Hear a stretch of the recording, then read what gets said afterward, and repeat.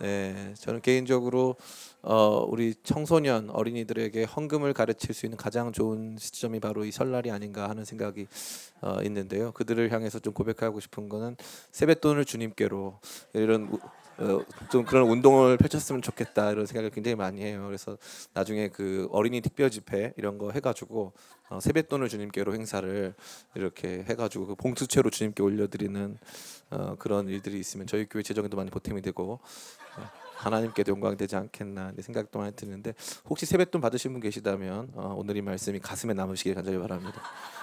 너무 축복하고요. 설날인데 함께 이렇게 모여서 가족들 만나는 것도 좋은데 또 이렇게 믿음 안에서 한 가족된 우리 서로 만나서 같이 예배하는 이 시간이 더욱 복된 줄 믿습니다. 아시아 문화권에는 두 번에 걸친 새해가 있습니다. 첫 번째 시작은 예수님의 탄생을 기초로 태양의 변화를 중심으로 한 태양력의 새해입니다. 다른 하나는 농경 문화를 중심으로 한 동양 문화권에서 달의 변화를 기초로 하여서 받아들이는 음력이죠.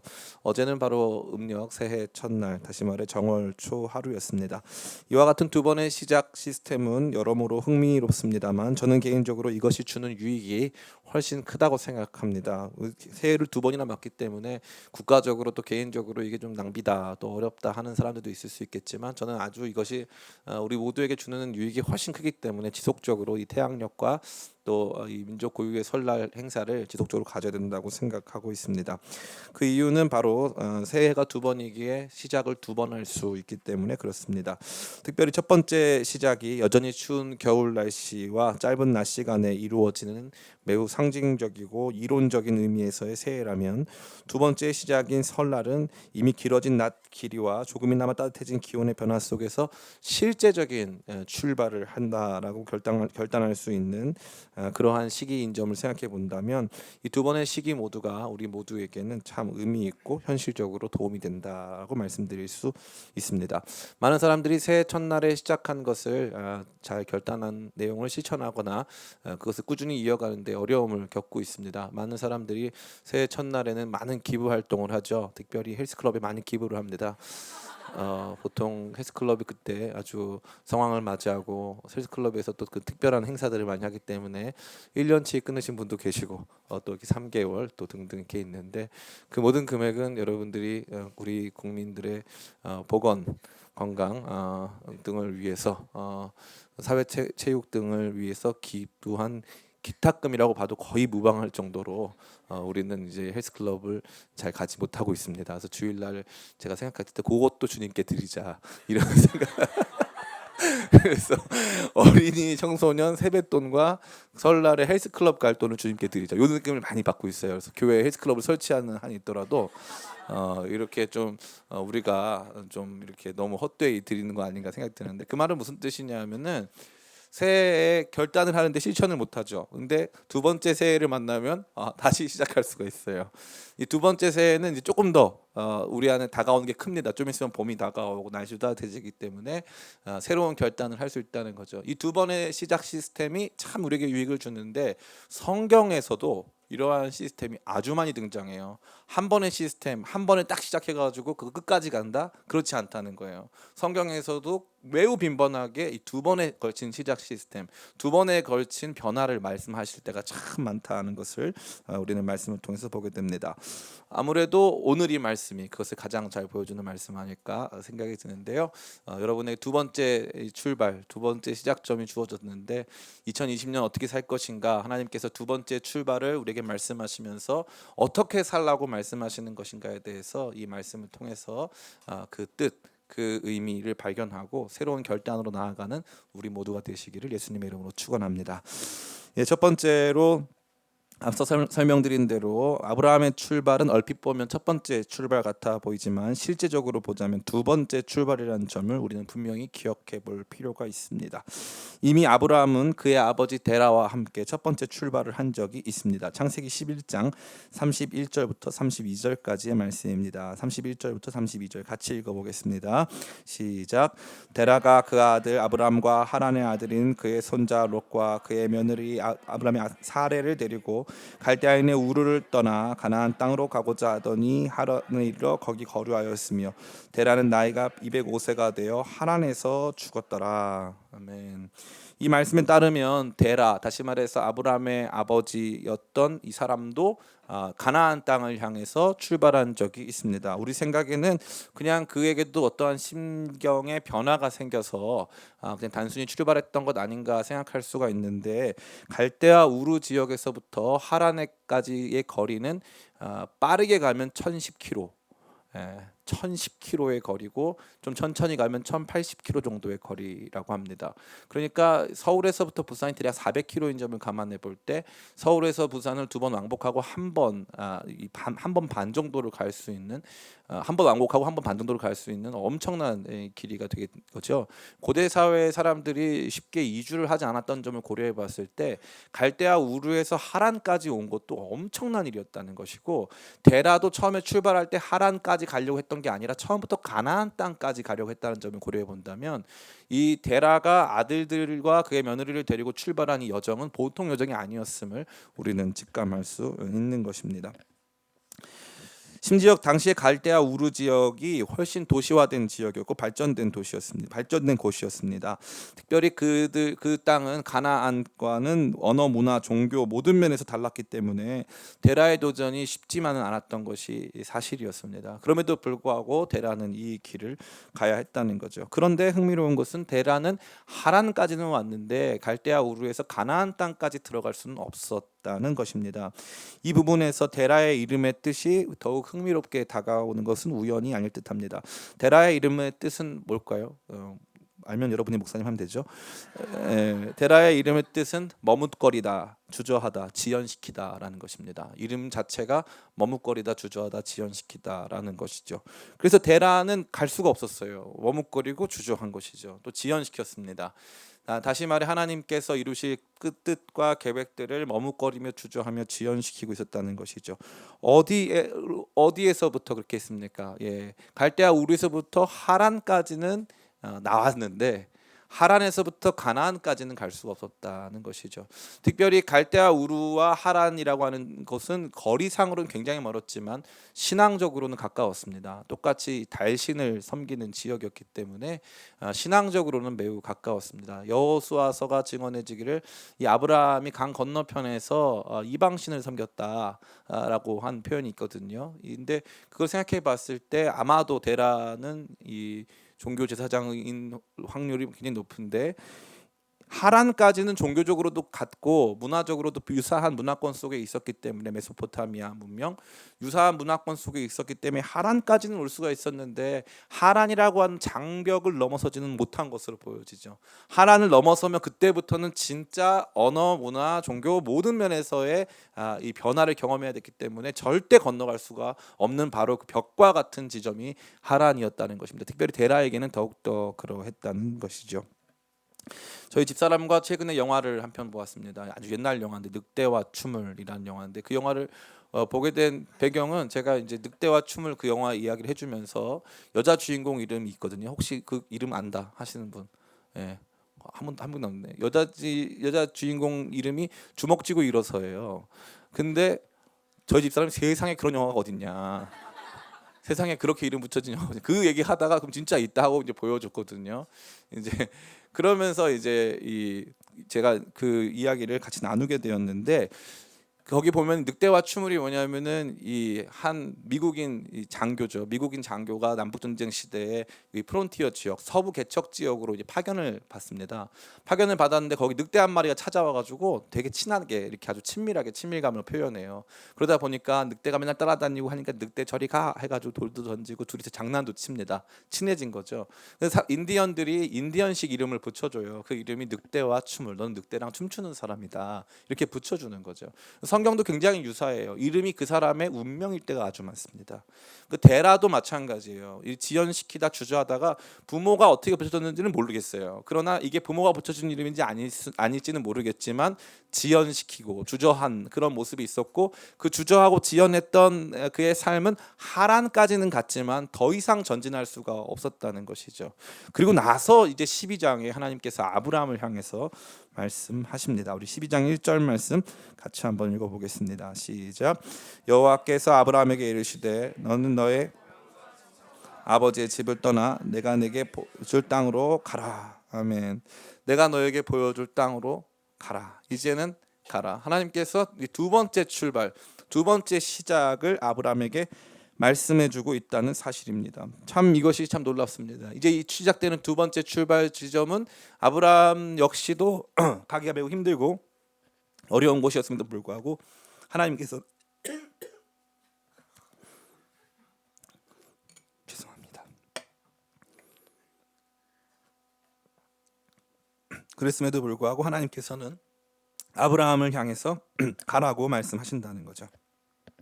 이러한 두 번째 출발은 어떠한 내용을 담고 있습니까? 첫 번째는 따라해볼까요? 떠나라. 이 떠나라는 부르심입니다. 하나님께서는 특별히 첫 번째로 그가 자신이 있던 곳에서 떠나야 할 것을 말씀하십니다. 고향과 친척과 아버지의 집은 그에게 모두 익숙했던 삶과 이 모든 것의 터전이었습니다. 고향은 특별히 그에게 정서 문화적 안정감과 편안함을 제공합니다. 이 고향이라고 하는 것이 더 넓고 그 다음에 친척 집이 그 다음으로 넓고 그 다음에 아버지의 집이 그 다음에 넓죠. 그러니까 조금씩 구체화 되는 것입니다. 같은 언어를 사용하는 언어권, 같은 음식을 먹는 문화권, 같은 교육이나 여러 가지 이 지식 정보들을 공유할 수 있는 지식 정보의 같은 이 문화권 속에 있었던 우리 자신을 하나님께서는 떠나라 말씀하시죠. 두 번째 친척은 당시에 이 친척이라고 하는 것은 보호자라고 할 수 있습니다. 사회적인 보호의 틀을 제공해주고 경제적인 보호의 틀을 제공해주기 때문에 이 엄밀한 의미에서 말했을 때는 사실 어떤 때는 군사적 또 이 치안적 모든 면에서의 안정을 제공해주는 큰 이 울타리라고 할 수 있습니다. 그런데 이 친척도 떠나라라고 말씀하시죠. 그 다음에 아버지의 집은 말할 것도 없이 자기 삶에서 가장 중요한 부분이고 자기 삶의 터전 그 자체라 할 수 있습니다. 이 당시의 사회에서는 아버지의 유산, 아버지 유산이 된다는 게 그것이 물질이죠. 유형의 유산이든 무형의 유산이든 그가 하고 있는 직업을 포함한 모든 것들을 상속받기 때문에 아버지의 집을 떠난다는 것은 사실 자기 존재 자체를 부정하는 결과로까지 나아가는 것이죠. 근데 하나님께서는 주저하고 있던 데라, 보니까 아버지의 집이라고 딱 명시적으로 말씀하셨다는 것은 주저하고 있는 데라의 집을 떠나라는 거예요. 떠나라.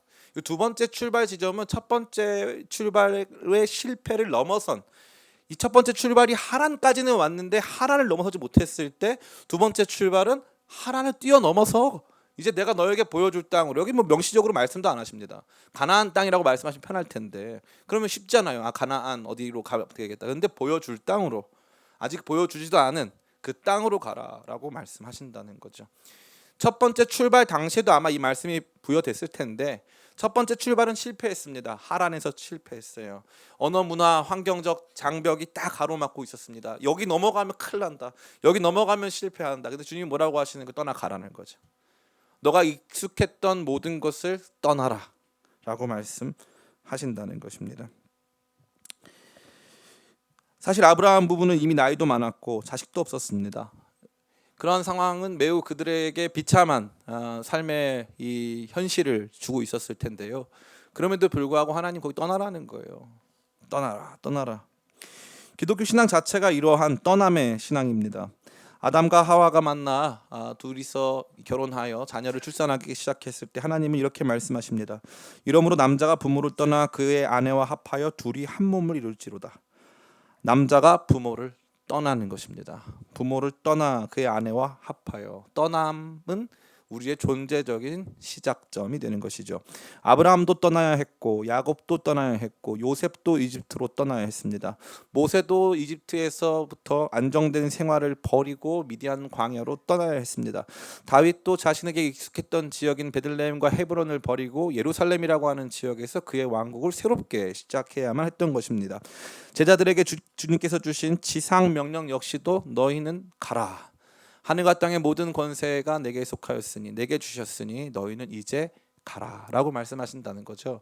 그저 머물러라. 평안하고 안정된 곳에서 거기에서 성을 쌓고 거기에서 자신만의 공간, 자신만의 이 물질적 축적을 이루어라라고 말씀하신 적이 단 한 번도 없다는 것입니다.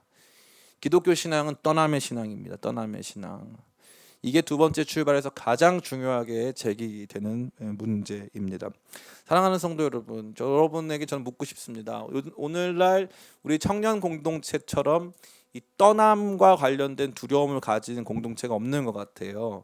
청년 세대처럼 청년 세대 이 대한민국에 이제 선교 조사를 하고 있지 않습니까? 대한민국이 현지 해외에 파송한 선교사가 2만 9천 명 정도 되는데 전체 선교사 중에 가장 많은 세대가 어디에 속해 있는 줄 아십니까? 50대 60대입니다. 50대 60대 선교사가 거의 2만 명, 2만 9천 명 중에 거의 2만 명이 넘어요. 근데 20대 선교사 몇 명인 줄 아세요? 20대? 예, 490명이에요. 490명. 2만 9천 명 중에 해외에 나가 있는 20대 선교사는 490명에 불과한 거죠. 예. 굉장히 낮은 수치입니다. 엄청나게 낮은 수치. 2% 정도밖에 되지 않는 수치. 떠나진 않아요.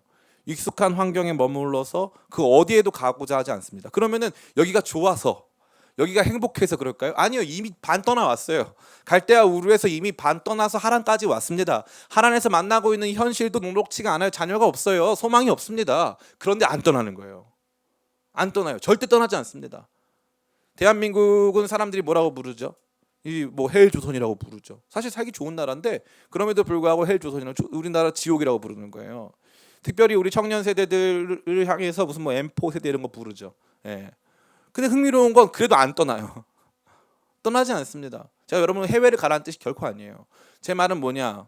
여기에서 여러분에게 안정을 주고 있던 그 요소가 여러분 삶을 지배하는 지배적 요소가 되어서는 안 된다는 건데, 먹고 사는 문제에 대한 두려움이 너무 큰 나머지 여기서 뭔가를 떠나서 새로운 길로 가는 것에 대해서는 굉장히 두려워한다는 것입니다.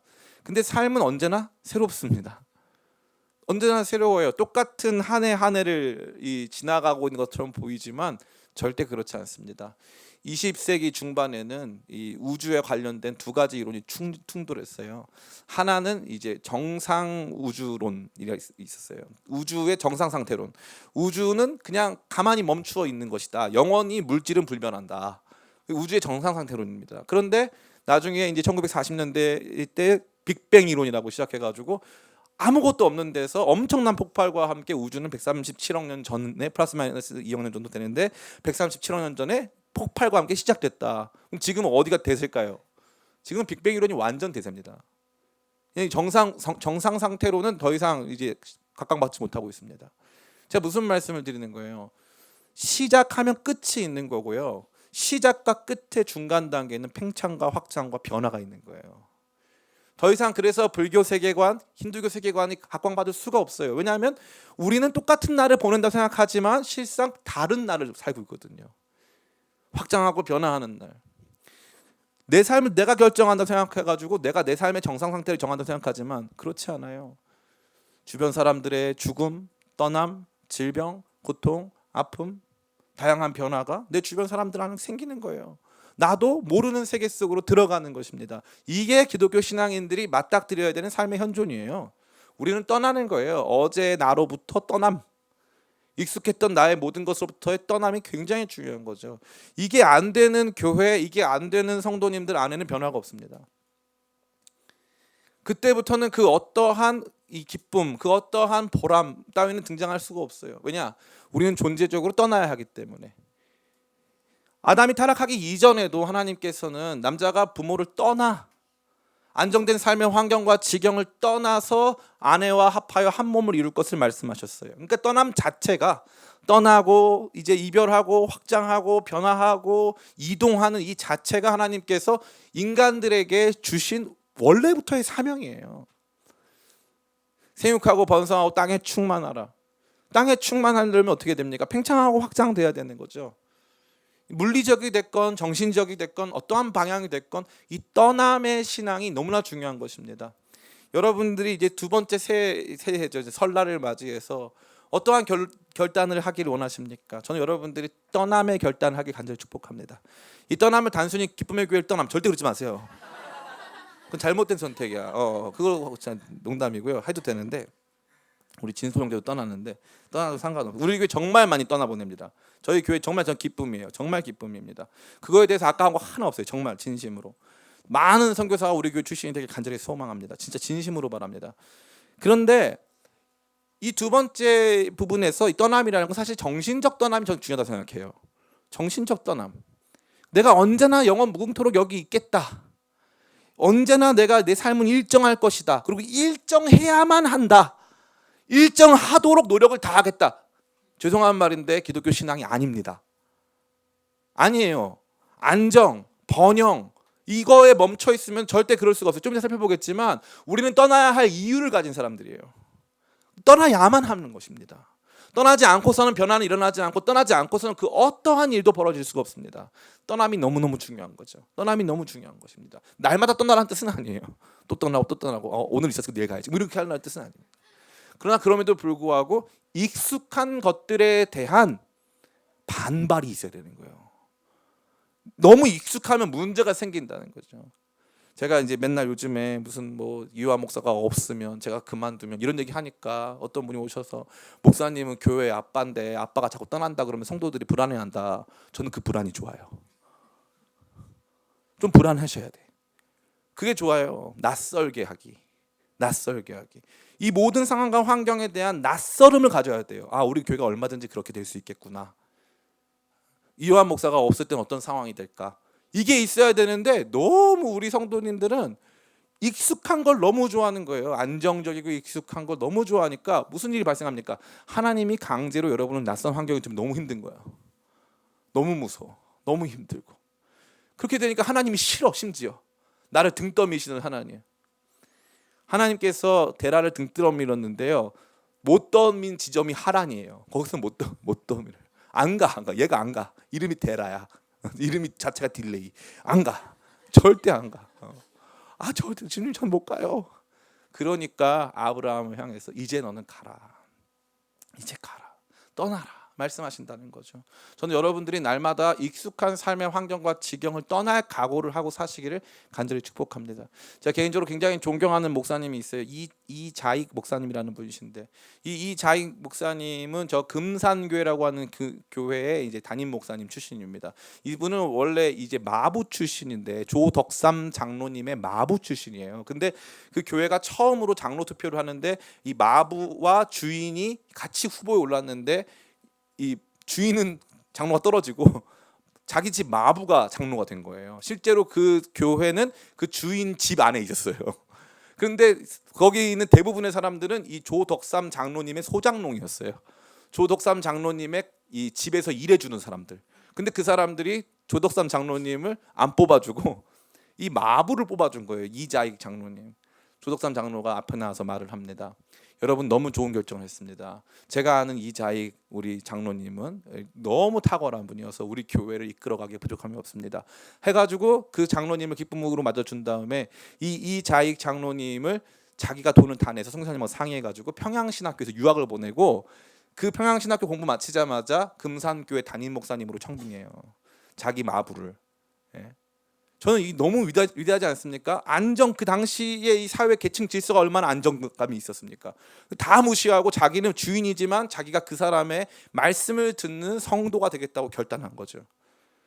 그래서 아주 놀라운 변화가 여기서 일어나는데 이자익 목사님은 최초로 대한예수교 장로회 총회장을 3번 역임한 분이에요. 근데 이자익 목사님 진짜 대단하신 분인 게 이분이 원래 경남 마산 사람인데 전북에 가서 목회하다가 나중에 어디 다른 지역에서 또 문제가 생기면 북한 가서 목회하고 해서 이 목사님이 담임 목회를 20번에 걸쳐서 해요. 20번. 담임 목사만 20번 한 거예요. 어떤 교회만? 싸우는 교회만. 가서 그 교회 화해시키고 그 교회 부흥하면 교회 떠납니다. 여러분 이런 거 들어나 보셨어요? 이런 세계가 있다는 걸? 저도 안 들어봤어요. 목사님 딱 앉아가지고 시간 지나면 목사님 골프 치기 시작합니다. 목사님이 무슨 뭐 최경주 선수 뭐 이렇게 되나 봐요. 시간 지나면 막 골프 치고요. 시간 지나면 막 자리에서 안정감을 누려요. 집이 좋아지고 차가 좋아집니다. 거기에는 그 어떤 떠남도 없어요. 그 어떤 도전도 없습니다. 새로운 출발이라고 하는데 출발할 게 아무것도 없어. 그냥 그 자리 그대로예요. 또 떠나고 도전하고 또 떠나고.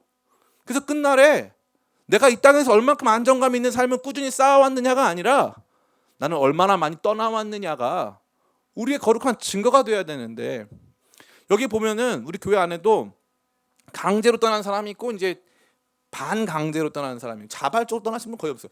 그러니까 강제 아니면 반강제로 떠나서 모인 사람들이거든요.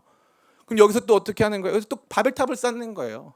야, 내가 여기 온 지 얼마나 됐는데 뭐 이렇게 해가지고 공동체가 이렇고 저렇고. 너무 안타까운 거죠. 너무 안타까워요. 신자의 기본 정서는 떠남이에요. 하나님이 가라면 어디든 간다. 하나님 말씀하시면 어디든 떠난다. 그리고 어제 나와의 끊임없는 떠남, 과거의 나와의 끊임없는 떠남. 많은 사람들이 과거에 자기 자신, 난 이게 너무 무서워서 가난한 게 너무 싫어가지고 난 가난이 싫어. 가난을 너무 힘들게 겪으면서 나 그게 싫어. 난 무시받는 게 싫어. 과거에 나를 떠나지를 못하는 거예요.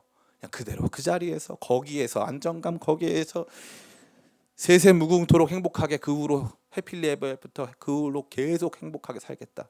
성경에 그런 건 없습니다. 하나님 나라 가는 그 순간까지 우리는 끊임없는 떠남으로의 부르심을 받은 줄 믿습니다. 두 번째 흥미로운 것은, 그러면 이 떠남은 왜 떠나는 거냐 이거죠. 따라해볼까요? 민족을 이루기 위해. 예, 이게 저는 굉장히 좋습니다. 우리 같이 한번 말씀 읽어보겠습니다. 우리 2절 말씀 같이 한번 읽어보겠습니다. 시작. 내가 너로 큰 민족을 이루고 내게 복을 주어 내 이름을 창대하게 하리니 너는 복이 될지라. 아멘. 큰 민족을 이룬다는 게 맨 앞에 등장했기 때문에 이 모든 내용은 큰 민족 이루는 것과 깊이 연관이 되어 있습니다.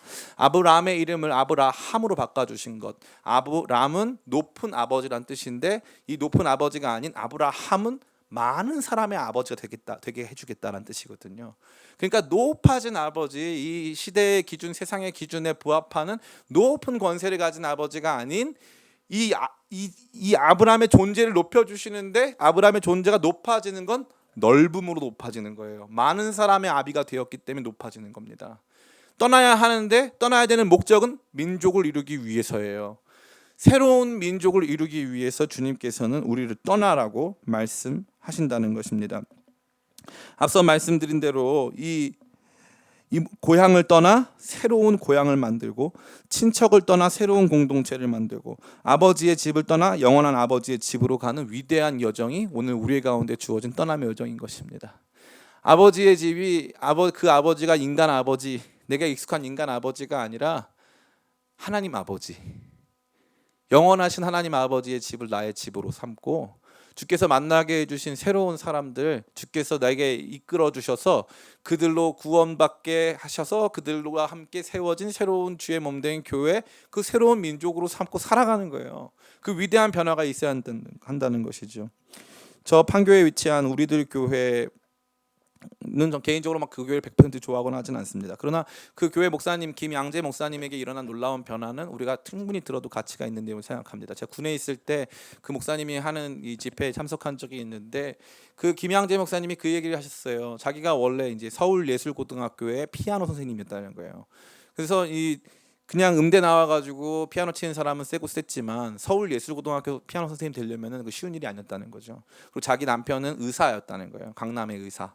강남의 의사 남편하고 결혼해서 서울예술고등학교에서 피아노 가르치는 선생님으로 살아갈 때 사람들이 자기 다 부러워했다는 거예요. 자기가 굉장히 고급스러운 삶을 살았다는 거죠. 그리고 나서 하는 말이 뭐냐면, 저 그 당시 참 은혜를 많이 받았는데, 그러고 나서 청소년들한테 하는 얘기예요. 내가 요즘에 제일 기쁜 게 뭔지 아니에요. 그래서 우리 애들이 뭘 알겠어요. 알고 싶진 않죠. 애들이 당연히 모른다는 표정을 하니까, 우리 사위가 생겼는데 우리 사위가 전도사라는 거예요. 그게 자기를 너무 흥분시키고 너무 감사하다는 거죠. 강남에 있는 분들이 저 옛날에 있을 때 보면 뭐라고 했냐면, 우리 이요한 전도사님, 우리 집사람이 없으니까 하는 말이에요. 이요한 전도사님은 1등 신랑감이야. 할렐루야 아멘. 막 그런 얘기 엄청 많이 들었어요. 1등 신랑감이라고. 근데 정작 자기 딸은 아무도 안 줘. 저보고 1등 신랑감이래요. 근데 자기 딸을 안 주더라고요. 그럼 제가 권사님 딸 주세요. 오. 그분들은 새로운 민족을 싫어해요. 배달의 민족은 좋아하는데 새로운 민족을 싫어해요. 이런 거 진짜 이런 게 난 별로인 것 같아. 여러분이 알던 그 개그에서 떠나세요. 이런 거 좋아해 줘야 돼. 새로운 공동체를 만들기, 계층과 계층. 그러니까 그러니까 히브리인과 이방인이 하나가 되고 종과 주인이 하나가 되는 게 기독교 질서 아닙니까? 그러니까 완전히 새로운 체계로 들어가는 거거든요. 근데 우리의 삶은 이래야 한다라고 하는 고정관념이 딱 있어서 내 민족을 정해놨어. 나랑 잘 맞는 사람, 예? 나랑 오랫동안 같이 신앙생활 한 사람, 그게 내 민족이라는 거예요. 우리 기쁨의 교회는요, 새로운 민족이에요, 진짜. 왜냐하면 여기 보면은 우리 교회 안에는 기쁨의 교회에 오지 말아야 할 어떤 이유를 가진 사람이 너무 많아. 여기 올 필요가 없는 사람들. 수대째 난 여기 교회만 다녔고 아예 관심조차 없던 사람들이 있어요. 근데 지금 여기 나와가지고 다 하나 돼 있는 거 아닙니까? 너무 신기하지 않으세요? 너무 신기해요 이게. 그 전까지 이름도 모르던 사람들인데 이게 하나가 됐어요. 그래서 여기서 같은 큰 민족을 이루는 거예요. 이 민족은 무슨 민족이? 하나님 나라 백성이에요. 하나님 나라의 위대한 일들을 만들어가는 역사적 주역들을 하나님께서 떠나온 사람들을 통해서 만들었다는 거. 나그네를 통해서 민족을 만드신다. 너무 신기한 일이죠. 나그네 통해서 민족 만드세요. 정착민 통해서가 아니라는 거예요. 그래서 제가 제일 힘들어하는 단어가 이 모교회라는 단어예요. 모교회. 나 그 교회 출신, 나 모교회가 있다. 근데 왜 여기 와 있어? 그죠? 모교회. 나는 그 교회가 나의 어머니다. 좋은 말일 때도 있지만 대부분의 경우에 그게 여러분의 신앙을 굉장히 고착화시킵니다. 그런 건 없어요. 세상에 교회가 하나예요, 많아요? 많아 보이지만 세상의 교회는 그리스도의 몸된 참된 교회는 딱 하나예요. Invisible Church. 눈에 보이지 않는 단 하나의 교회가 있는 거예요. 참된 교회 단 하나입니다. 이 참된 교회는 우리가 원하건 원치 않건 다양한 사람들이 모여 있는 거예요. 다양한. 천국 가면 좌파 성도가 한 명도 없을까? 아니면 좀 있을까? 천국 가면 우파 성도가 의외로 좀 많을 수도 있어, 그죠? 내가 욕했던 그 목사님 가 있으면 좀 황당하겠죠. 그분은 안 가 있을 줄 알았는데 여기서 만났네. 새로운 민족을 만드시는 거예요. 새로운 공동체, 아브라함을 중심으로 세워질 새로운 민족과 공동체. 내가 알던 사람들을 중심으로 한 게 아니라 내가 모르는 사람들을 중심으로 하여서 생겨나는 위대하고 큰 공동체가 생긴다는 거죠. 제가 예전에 이 가정의 주일 설교를 할 때였는데 저희 집사람이 굉장히 놀라더라고요. 그 뭐 놀랐냐? 제가 그때 설교할 때 무슨 했냐면 가족은 두 가지로 구성된다. 이미 아는 가족과 앞으로 들어올 가족. 앞으로 들어올 가족이란 단어를 처음 들어봤다는 거예요. 앞으로 무슨 가족이 들어옵니까? 이제 뭐 인러 하는 무슨 사위나 며느리가 들어오죠. 그리고 태어날 가족이 있잖아요. 그 가족은요, 우리가 생각했을 때 가족은 그냥 고정된 줄 알았단 말이에요. 가족은 고정된 적이 없어요. 가족은 유기체인데 계속적으로 확대 재생산되는 유기체예요. 가족은 고정되지 않았습니다. 근데 많은 사람이 가족을 고정된다고 생각하는 거예요. 그렇지 않아요. 예전에는 이런 경우도 아주 많이 있었어요. 고아가 됐거나 집에서 이 사람을 키우지 못할 상황이 됐으면 야, 너 같이 살자. 그래서 같이 사는 경우도 아주 많았어요. 그래서 밥 같이 먹으면 식구예요. 저 사람은 우리 혈통은 아니지만 우리 가족이야. 이런 경우 굉장히 많았어요. 가족에 열려 있음이죠. 공동체에 열려 있음. 나의 떠남은 열려 있음을 향한 떠남인 거예요. 더 많은 사람을 같이 붙들어주고 그 사람들을 세워주기 위한 거룩한 열려 있음을 향한 떠남이 됐다는 거죠. 그래서 우리 기쁨의 교회 떠나는 사람, 제가 좀 조심스러운 표현이지만 여러분 그렇게 붙잡지 않습니다. 너무 좀 붙잡아주기, 저한테 튕기지 마세요. 제가 무서운 사람이야. 튕기면 바로 같이 이렇게 밀쳐. 그래가지고 더 많이 튀어. 그래서 의외다. 나 이 정도까지 될 줄 몰랐는데 난 그냥 튕긴 건데 여기까지 나왔네. 이렇게 해서 안드로메다가 있거든요. 다시 못 돌아와. 그런 경우 굉장히 많아요. 그것 때문에 상처받는 사람도 있죠. 목사님 좀 잡아줘야지. 전 잘 안 그래요. 왜요? 하나님께서 제가 여러분을 잘 붙잡아주고 어디 가지 마세요 이렇게 한다고 그게 사랑이 아니에요. 그게 사랑 아닙니다. 제가 자존심 부리는 게 아니에요. 얼마든지 하죠. 필요하면 다 합니다. 제가 잘못한 것에 대해서는 얼마든지 할 수 있어요. 그런데 우리가 너무 교회 공동체를 닫혀 있는 공동체, 우리가 다 만들어 놔서 이게 전부인 공동체. 그럼 기쁨의 교회는 뭘까? 지금 있는 식구가 기쁨의 교회가 아니에요. 기쁨의 교회가 이게 다가 아니란 말이에요. 예수님께서 요한복음 10장에서 뭐라고 말씀하십니까? 아직 이 우리에 들어있지 않는 양들도 내가 인도하겠다 말씀하시죠. 기독교 신앙 공동체는 그냥 여기가 다가 아니에요. 우리가 아는 사람이 다가 아닙니다. 예전에는요, 그래서 주유소 갔는데 이제 돈이 없어요. 그래서 기름을 못 넣어. 그러면은 제가 사실 교회 집사인데 다음에 갖다 드릴게요. 그러면은 어떻게 했어요? 그럼 다음에 갖다 주세요. 그랬단 말이에요. 지금은 제가 교회 집사인데 돈을 안 갖고 와가지고 이제 다음에 드릴게요. 그러면 어떻게 됩니까? 경찰이 와요. 너 잘 걸렸다. 이게 오늘날 비참한 현실이죠. 근데 옛날에는 진짜 저희 어머니 얘기 들어보면은 강릉에 갔는데 잘 데가 없더래요. 그래서 어디 가가지고 교회 가가지고 제 어디 서울에서 온 누구 성도인데 교회에서 잠 좀 잘 수 있을까요? 와서 주무시라고 밥도 주고 그랬다는 거죠. 왜요? 열려 있으면 열려 있음. 신앙 공동체의 가장 아름다운 특징은 열려 있음이에요. 열려 있음. 근데 그 열려 있음을 딱 막아놓고 내가 이 교회 주인이다. 여러분이 아는, 여러분이 비판하는 대부분의 교회의 모습이 바로 그거예요. 떠난 적이 없고 새로운 민족을 만들려 하지 않는 그러한 모습이 두 번째 출발에도 오질 않아. 그러니까 하란을 못 넘어. 내가 익숙한 공동체를 못 넘어요. 절대 넘어갈 수가 없어. 그렇게 섭섭해. 그 하나님 가라면 하나님 여기까지 와 1000km 왔습니다. 1000km. 갈대아 우르에서 하란까지 1000km 왔다고요. 한 번 더 가. 그러면 그건 못 갑니다. 제 이름이 김딜레이예요. 지연시키겠습니다. 뭐 이렇게 하는 거예요. 너무 안타깝죠. 주님이 저와 여러분을 떠나라 하심은 큰 민족 이루려 하심인 줄 믿습니다. 마지막 세 번째인데 이러한 모든 과정을 통해서 하나님 여러분을 어떻게 만들겠냐 이거죠. 예? 여러분을 떠나라고 했고 여러분을 민족을 만드는데 여러분을 쓰신다 그랬어요.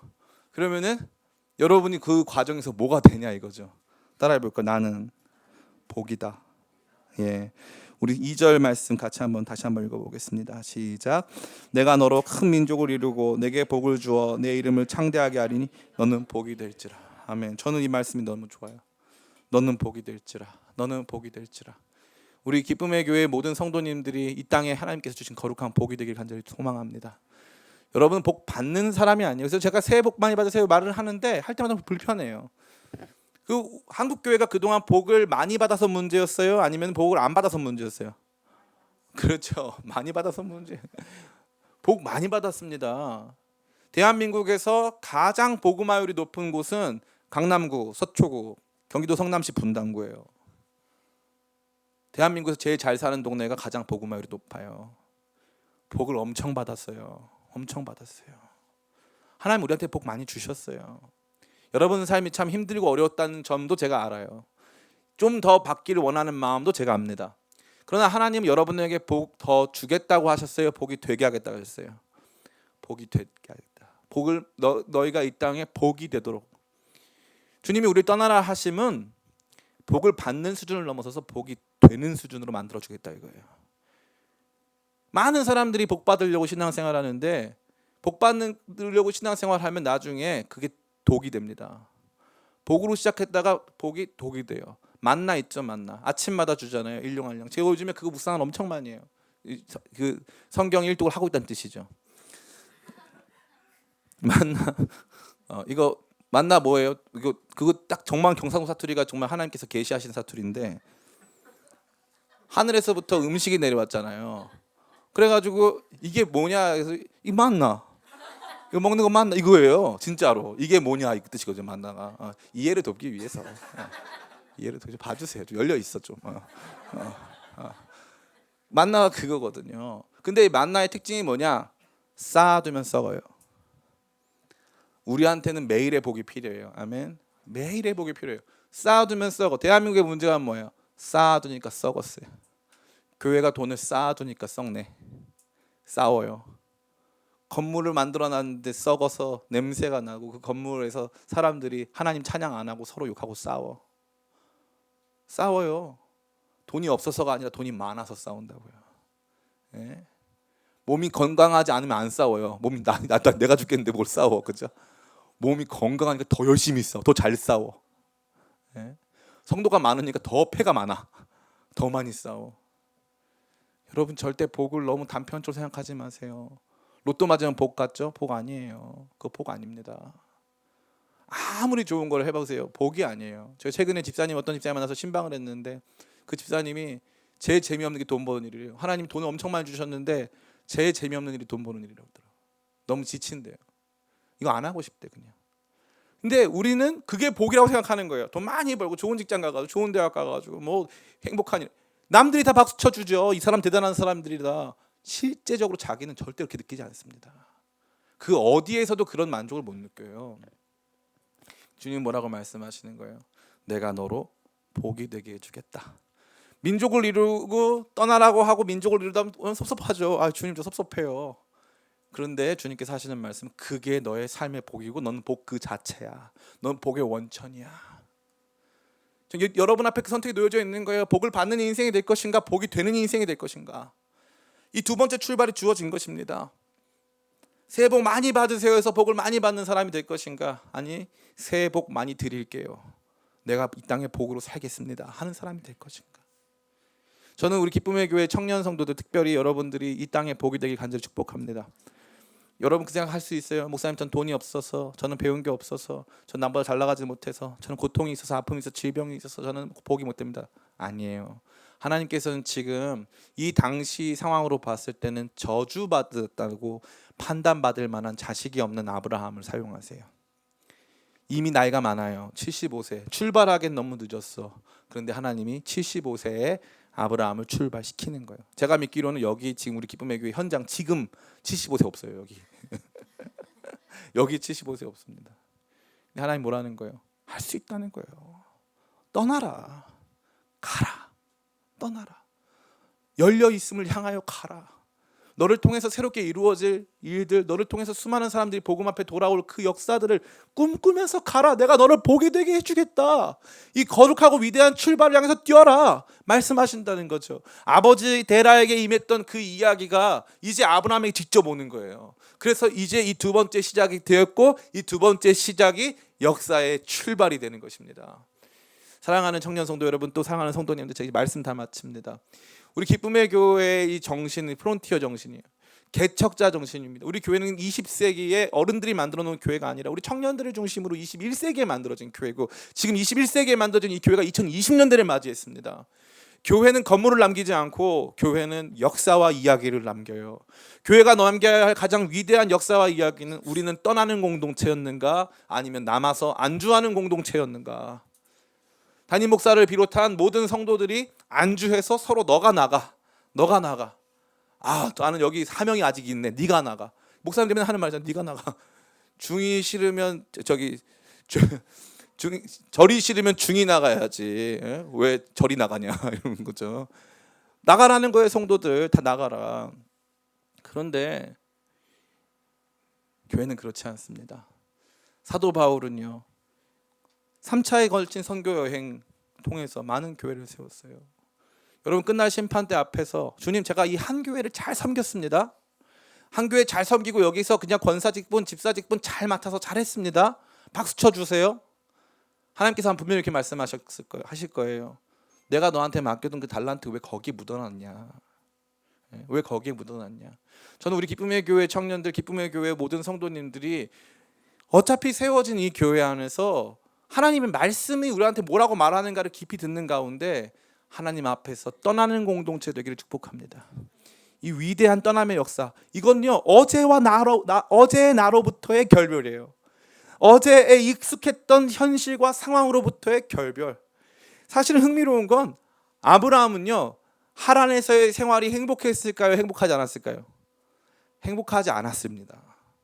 왜냐? 이제 아버지는 거의 죽으실 날이 얼마 안 남았고 자기는 자녀가 없어요. 그러니까 여기에 이사 왔는데 행복 안 합니다. 그런데 떠나기 쉬워요, 어려워요? 어려워요.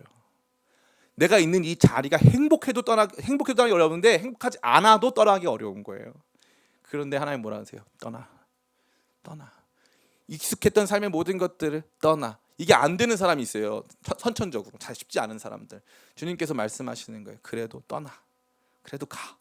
그래도 도전해. 그래도 또 한번 밟아봐. 단기 선교 출발로 해가지고 조금씩 밟아보는 거예요. 제가 인도에 아는 성사님 계신데, 남자분 혼자서 50살 넘은 남자분 혼자서 아이들 600명을 가르쳐요. 아이들 600명을. 그분이 노래를 못해. 애들이 유치부부터 초등부 아이들 600명을 가르치니까 악기도 하나 다룰 줄 아는 게 없잖아요. 이분이 대우건설 현장 소장 출신이거든요. 이게 메가폰 들고 말도 안, 그 있잖아요. Deep and wide, 이거를 하루에 1000번은 불러요. 그게 다야. 그분이 할 수 있는 사역이 다. 이거 1000번 부르고, 이거 1000번만. 애들은 600명 계속 모여. 그냥 줄을 서 거기 학교 들어가겠다고. 맨날 이거만 하는데 Deep and wide 이거만 하는데 1000명이 뭐 상상을 초월한. 근데 여쭤봤어요. 성사님 어쩌다 여기까지 왔냐 이거죠. 도대체 무슨 일이 당신을 여기까지 이끌었냐. 자기가 다른 거 하나 없고 대우건설 다닐 때 하나님, 제가 이번에 좀 휴가가 났는데 그냥 여기서 놀긴 그렇고 어디 갈까 인도로 오라고 하나님께서 한 번 부르셨대요. 그래서 한 번 가가지고 성사님 만나고 거기 한번 둘러보고 그렇게 5번 갔다가 자기가 살게 될 줄 몰랐대요. 거기서 명예퇴직하고 대우건설 명예퇴직하고 거기 와가지고 하나님 나라를 건설하고 계시더라고요. 세상의 일이 이런 거예요. 나는 몰랐죠. 내가 그렇게 하게 될 줄은 상상도 못한 거예요. 나의 삶이 그렇게 열릴 줄은 몰랐던 거죠. 그런데 조금씩 주님께서 주시는. 근데 그분을 만나면 제가 무슨 마음, 몇 년 만에 한 번 만나도 무슨 마음인지 아세요? 그냥 이분이 여기 한국에서 떠나 계시는 이런 생각 안 들고 진짜 이분이 어떻게 보면 아버지 집에 계시는구나. 아버지 집 안에서 우리가 다 하나였구나 이 생각이 들어요. 근데 왜 우리는 그걸 못하냐 이거죠. 우리 청년들 특별히 29,000명 중에 20대 400명이 웬 말입니까? 예? 400명이 웬 말입니까? 기쁨의 교회도 통통 비는 한이 있더라도 이건 우리 교회가 감당해야 될 역할 아닌가 그 생각 굉장히 많이 들어요.